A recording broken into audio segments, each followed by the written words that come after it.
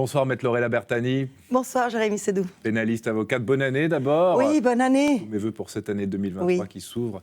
Que tous vos vœux soient comblés. Avec votre entretien, est-ce vous vieillir que de dire que vous avez 40 ans de carrière derrière vous? Non, mais on va dire que c'était des demi-années, comme ça me rendra plus jeune. 40 ans de métier, est-ce Oui. que ça abîme? Oui, quand même. Ça fait des bleus à l'âme. Avec le métier que je fais, ça fait quand même des bleus à l'âme. Pourquoi? Parce que, puisque je défends des victimes, que ce soit des hommes, des femmes, des enfants, vous entendez quand même beaucoup de récits qui sont durs à entendre, qui sont poignants. Même si on prend de la distance, qu'on doit prendre de la distance, oui, ça vous fait des bleus à l'âme. On voit quand même des choses qu'on aimerait mieux ne pas voir, entendre des choses qu'on aimerait mieux ne pas entendre. Et oui, c'est parfois difficile. Comment on fait pour prendre du recul quand même? Parce que si vous êtes là, c'est que vous avez tenu bon. Un des trucs que je peux conseiller, c'est que lorsque vous lisez un dossier, contrairement à un roman, vous ne vous faites pas d'image mentale. Vous arrivez. Il faut se forcer à ne pas se faire d'image mentale. Et vraiment avoir un détachement entre le dossier et son imaginaire. Parce que sinon, ça devient beaucoup trop dur. Donc il faut garder une distance par rapport à la lecture du dossier, par rapport au récit. Une distance qui est salutaire, puisque en tant qu'avocat, on doit quand même prendre de la distance par rapport à la défense des intérêts de notre client ou de notre cliente. Mais oui, c'est préférable. Et puis aussi, ne pas tomber dans le cynisme, c'est le risque. Surtout pas. Surtout jamais tomber dans le cynisme. Il faut rester empathique sans être compatissant. Et c'est ça qui est important. Et ne jamais être cynique. Parce que, alors le cynisme, dans son acception actuelle, et non pas dans son acception philosophie grecque de l'époque de nos ancêtres, c'est pas forcément une très bonne attitude. Comment ça se passe? On vient vous voir, on vous dit... Voilà, on vous raconte assez facilement. On s'ouvre assez facilement quand on arrive dans votre bureau. Oui, oui. Alors, je ne sais pas, j'ai une manière, alors je ne voudrais pas me jeter des fleurs parce que ce n'est pas le but, mais les gens me font relativement vite confiance. Donc, le récit, je demande à la personne de me faire un récit libre, c'est-à-dire de me raconter ce qui s'est passé. Et puis ensuite, je reviens sur certains détails où je demande peut-être plus d'explications. Et puis ensuite, je lui explique ce qui va se passer, je lui explique la procédure. Vous êtes, vous avez dit, l'avocate plutôt des victimes, donc vous portez l'accusation. Oui. Est-ce que c'est par rasoir d'être toujours dans le camp des gentils, dans le camp du bien? C'est pas plus rasoir que d'être avocat de la défense. Ben non, avocat de la défense, il y a quand même quelque chose. Il y a quoi? Justement, on n'est pas dans le camp du bien, on n'est pas dans le camp des gentils, donc il y a quelque chose d'un peu de l'ordre du frisson, non? Est-ce que vraiment le mal vous fait frissonner, monsieur Sédou? Non, mais c'est pas... ne me prenez pas à témoin au bout de la troisième question, Maître Bertani, s'il vous plaît. Mais le fait d'être à rebours, ça peut être intéressant. Ah oui, ça peut être intéressant. Je pense qu'il y a des lignes de défense, par exemple, à l'époque, dans des défenses de rupture, il y avait plein de choses qui peuvent être extrêmement passionnantes à la défense. Si vous voulez... Pour moi, c'était une autre réflexion. La réflexion que je me suis faite très jeune, c'est qu'en fait, la victime, c'est la seule participante au procès pénal qui n'a pas demandé à être là. Les avocats, ils ont demandé à être là. Le prévenu, à moins qu'il soit innocent, il a commis une infraction, donc il a finalement, d'une certaine manière, demandé à être là. Elle n'a rien demandé, la victime, qu'elle soit victime de cambriolage, de braquage. Elle n'a pas demandé, en fait. Elle est là, malgré elle. Et... c'était important aussi dans toute l'évolution du droit de la partie civile. Je vous rappelle que ça date de pas si longtemps. Les procès de Gisèle Halimi datent du milieu des années 70. Le premier procès, le grand premier procès où vraiment les parties civiles ont été entendues à Genève, c'était en 92. Donc on n'est pas en train de discuter d'il y a 200 ans. Il y a eu une évolution dans la prise en compte de la voix de la victime dans le procès pénal, ce qui fait que c'est passionnant. C'est passionnant. Un procès qui vous a marqué, pas forcément un que vous avez eu l'occasion de défendre, auquel vous avez pu participer, mais un procès marquant. Un des procès marquants, il y a eu 2 procès qui m'ont marqué. Le premier procès qui m'a marqué, c'était cette affaire d'assassinat dans lequel il y avait eu, la presse en avait beaucoup parlé, l'agent infiltré. Ça avait été très très marquant. Ça avait été une procédure difficile, lourde, oui, ça m'avait beaucoup marqué. Et ce qui m'avait aussi beaucoup marqué, j'avais défendu une femme qui avait été enlevée, puis violée par 2 hommes et une femme. Les faits avaient été finalement reconnus, donc voilà. Et cette femme, pendant des années, elle n'a plus pu monter dans un véhicule, ni une voiture, ni un tram, ni un bus, ni rien. Et lorsqu'elle a reçu son indemnité de tort moral, elle m'a appelée, elle m'a dit « Écoute, j'ai passé mon permis de conduire ». Ça, pour moi, c'était magnifique. Alors, c'était peut-être votre plus belle victoire. Y a-t-il eu une victoire marquante ? Je ne le vois pas comme ça.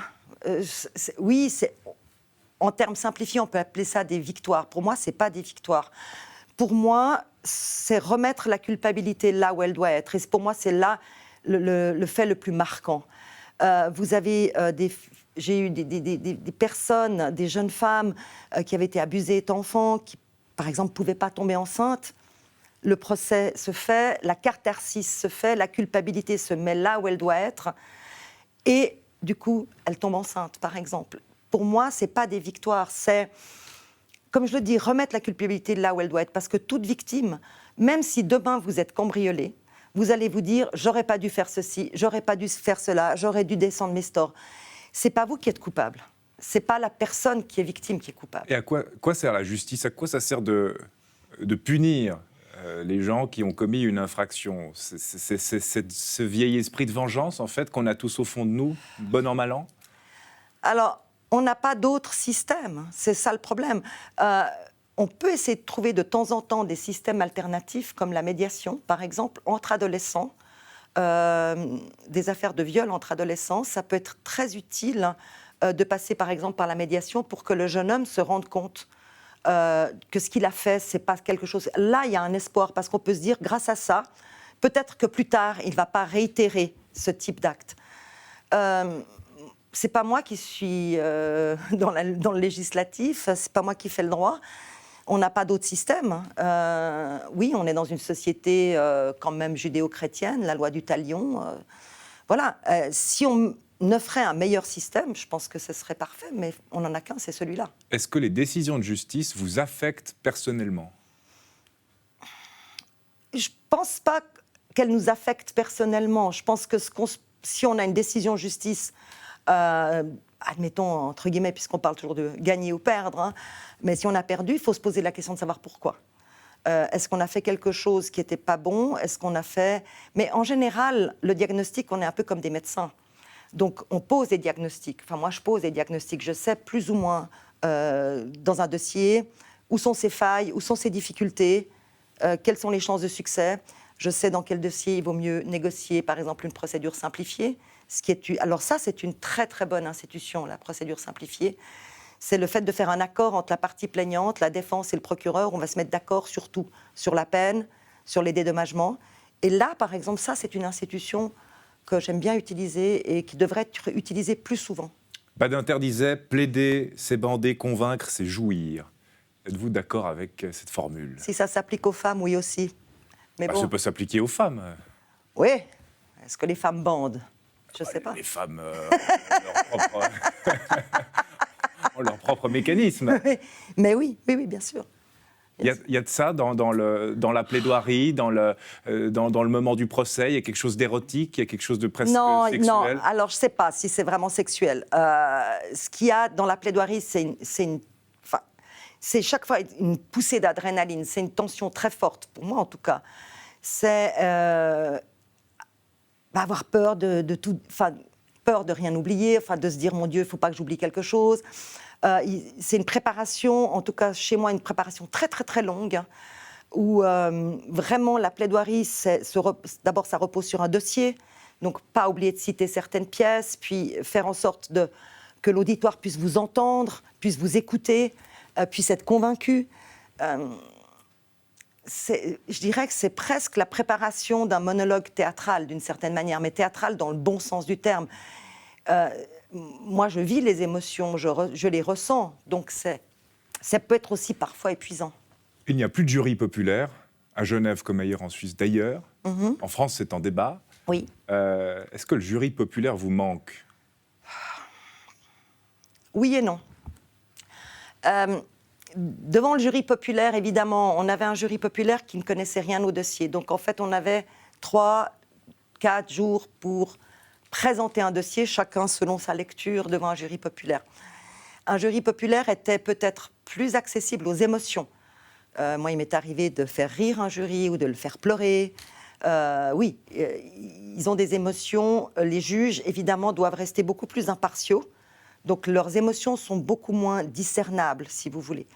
Ils en ont certainement, mais ils ne peuvent pas les montrer. En revanche, je trouve que de plaider devant un juge professionnel, ça donne à la plaidoirie un aspect plus scientifique. Parce qu'on va citer des pièces, on sait que le juge a lu le dossier, donc on va pouvoir être vraiment accroché au dossier en disant il y a telle pièce, tel argument qui va avec telle pièce, telle preuve, etc. Donc, pour moi, il n'y a pas de regret, en fait. C'est deux choses différentes et je les fais les deux avec autant de bonheur. Vous êtes également engagé politiquement, socialiste, Oui. toujours membre du parti. Oui. Oui. Socialiste depuis le début. Pourquoi cet engagement politique ? Parce qu'à l'époque, ça me semblait être le parti qui défendait le mieux la cause des femmes. Alors maintenant, d'autres partis se sont aussi préoccupés de cette cause, mais à l'époque de mon adhésion, c'était quand même le parti qui s'en préoccupait le plus. Quelles étaient vos premières colères, vos premières indignations ? Mes premières colères, j'étais adolescente, évidemment, c'était la question de l'avortement. Question qui, vous avez vu avec ce qui se passe aux États-Unis, ce dont nous menace l'Italie, la question entre guillemets, du ventre des femmes.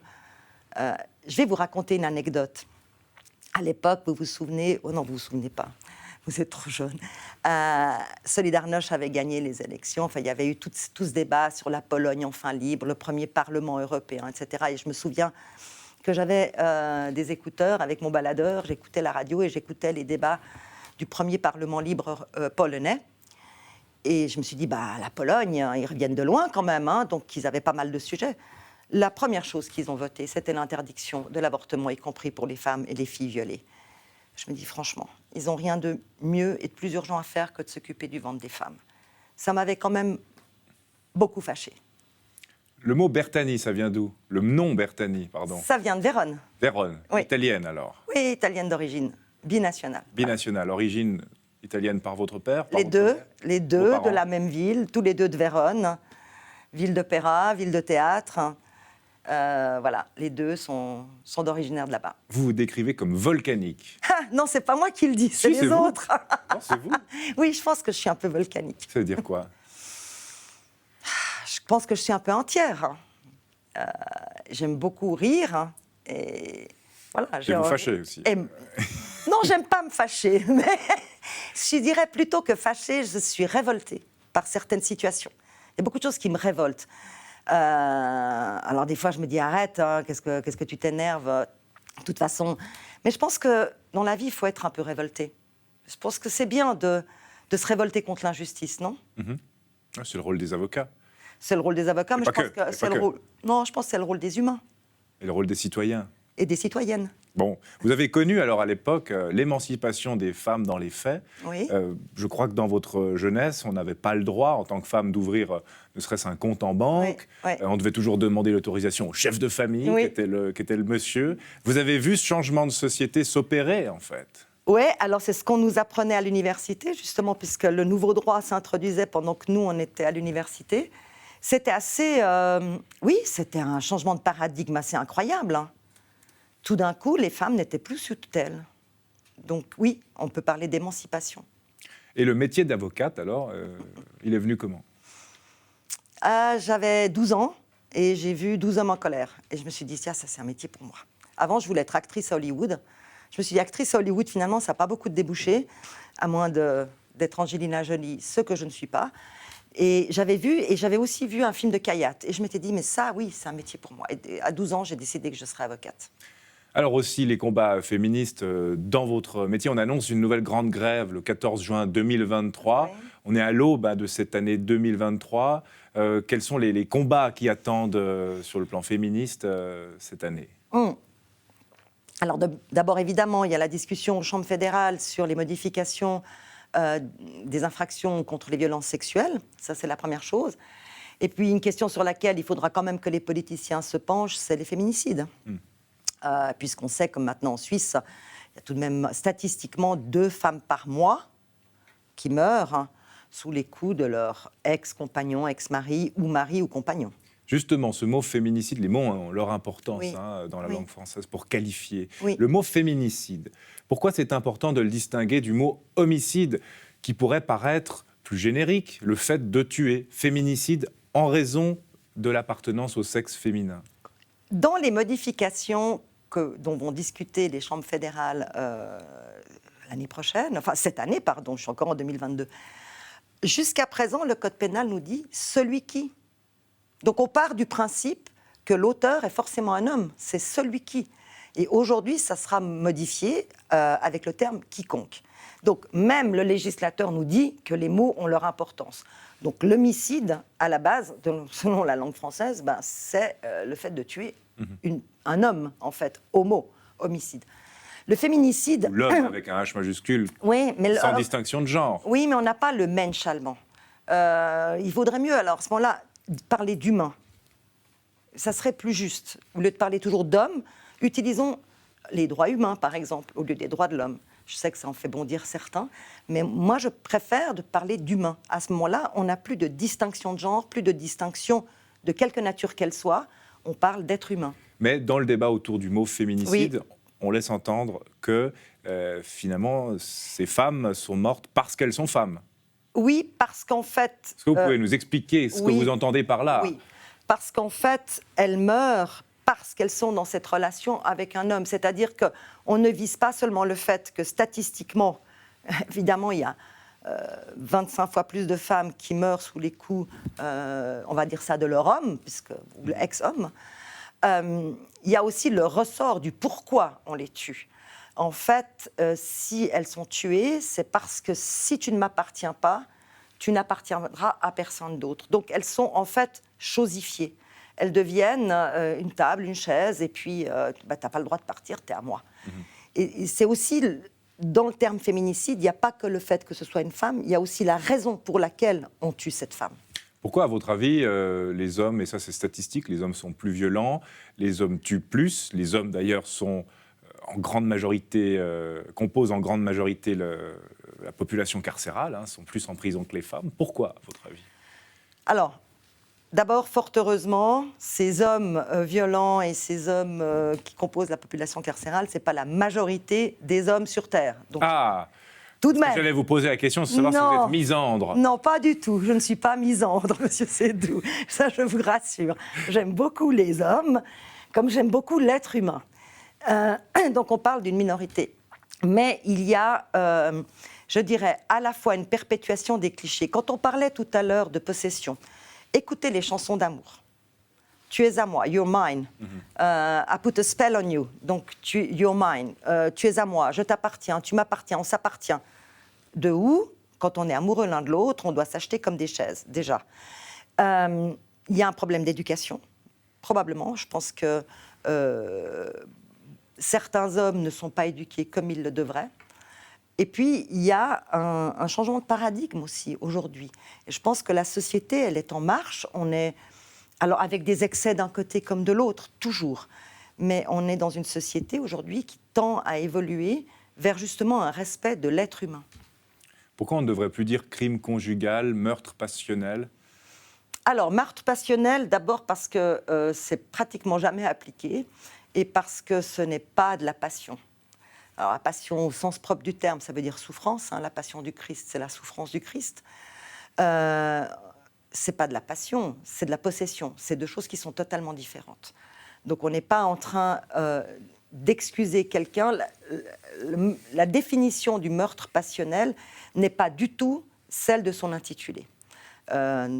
Donc, c'est un mauvais intitulé qui ne correspond pas au contenu de l'article. Voilà, c'est pour ça qu'il faut le modifier. Oui, parce qu'on pourrait quand même dire, certains sont tenants de cette théorie qui disent que l'amour, c'est les mystères, c'est justement cette passion, c'est l'irascible, c'est des choses qu'on ne saisit pas. Et si on disait que l'amour, c'est la tolérance, le respect, la complicité aussi. Sans le côté « je te plante un coup de couteau si tu t'en vas ». Ça, c'est dans les cas extrêmes. Mais même dans les... Ou je te harcèle parce que tu sors avec quelqu'un d'autre. Vous voyez, je veux dire... Mais l'être humain est sombre, l'être humain est noir. Malheureusement, oui. Malheureusement, oui. Je ne pars pas du principe que l'être humain est bon. Et l'amour peut rendre fou? Non, ce n'est pas l'amour qui rend fou. C'est quoi? Je vous le dis, je vous le répète, c'est la possession. C'est cette espèce d'illusion que parce qu'on aime quelqu'un, il nous appartient. Or, si on aime quelqu'un, on doit le laisser libre. Quand vous aimez un enfant, c'est pour qu'il grandisse et qu'il aille dans le monde. Si vous aimez sincèrement quelqu'un, vous avez envie qu'il soit heureux. Et s'il doit être heureux sans vous, ma foi, c'est triste, mais c'est comme ça. Dans la suite des mouvements MeToo que vous soutenez, il y a le crédit qu'on accorde à la parole des victimes. C'est peut-être ça qui est nouveau, qui a émergé ces dernières années. Est-ce qu'elles sont aujourd'hui, maintenant, assez entendues, selon vous, ces victimes? On les entend toujours pas assez. Je crois que la statistique des viols dénoncés ou des abus sexuels dénoncés est à peu près, je crois, entre 8 et 18% des crimes réellement commis. Donc, il y a toute une catégorie de population qu'on n'entend pas du tout, et ça, j'aimerais quand même le soulever, c'est les hommes victimes. Les hommes victimes ont encore plus de difficultés à s'exprimer que les femmes victimes. Parce que justement, peut-être qu'on a enfermé les hommes dans une sorte de carcan qui fait qu'ils sont encore plus honteux que les femmes de dire qu'ils sont victimes. On parle beaucoup des réseaux sociaux aussi, le tribunal médiatique, oui. Le tribunal des réseaux sociaux. Comment est-ce que vous vous positionnez? Parce que vous êtes plutôt dans le camp de ceux qui défendent ces mouvements MeToo. Mais là, on voit peut-être une dérive où on se dit, où certaines disent, la justice ne fait pas son travail. Dès lors, il ne reste que ce tribunal médiatique, ce tribunal des réseaux sociaux pour se faire justice. Alors, dans certains cas et dans certains pays, la justice ne fait pas bien son travail. Elle pourrait le faire plus vite et elle pourrait le faire mieux.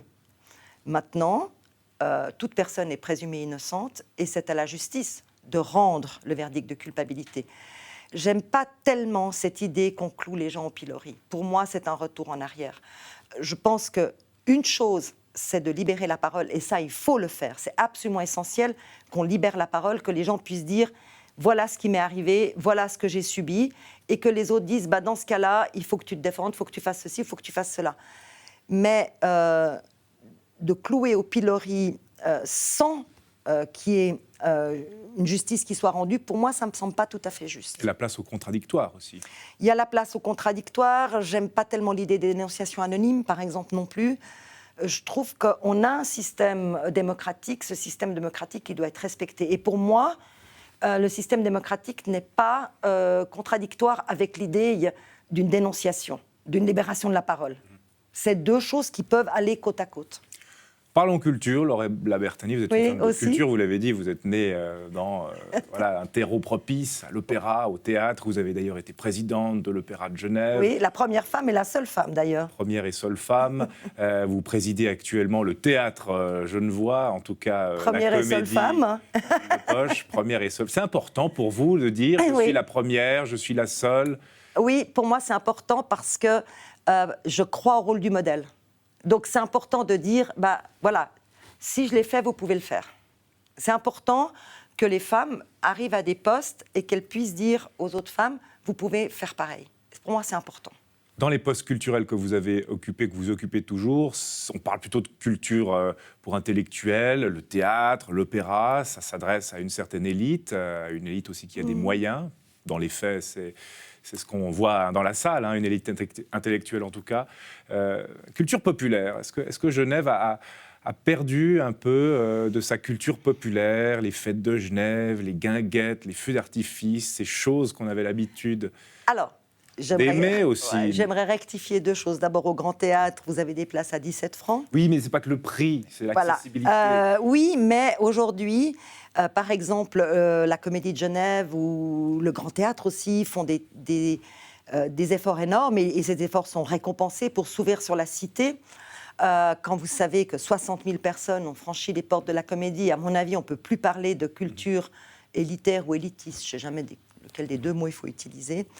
Et pour moi, ce n'est pas en contradiction avec la culture dite populaire. D'ailleurs, est-ce que Genève a perdu de son âme populaire? Je ne sais pas si elle a perdu. J'ai l'impression que Genève ne se réjouit pas assez de tout ce qu'elle a. Voilà, ça, j'ai envie de dire. Parce qu'il se passe des tas de trucs à Genève. Alors, c'est peut-être un peu moins festif par rapport... on a eu le Covid, on a eu tous ces gens qui se plaignent du bruit, etc. Mais chaque soir à Genève, vous avez des spectacles, vous avez des stand-up, vous avez ceci, cela. L'offre culturelle à Genève, que ce soit d'aller au bar de l'usine, d'aller voir un comédie club, ou d'aller à l'opéra, ou d'aller au théâtre, qui par ailleurs ne coûte pas cher du tout, c'est bien l'avantage. Je trouve qu'on devrait sourire et puis se dire mais qu'est-ce qu'on est content d'être dans cette ville où il se passe tellement de choses. Vous pouvez aller à la revue et rigoler, vous pouvez faire plein de choses. Donc, je trouve qu'on ne devrait pas mettre en contradiction les types de culture et pas dire culture populaire, parce que finalement, c'est de la culture, point. Et c'est amusant. Merci beaucoup, Laurella Bertani. Merci à vous, Très bonne Monsieur année Seydoux. 2023 Oui, à vous. Bonne à vous suite. aussi. Merci. Merci.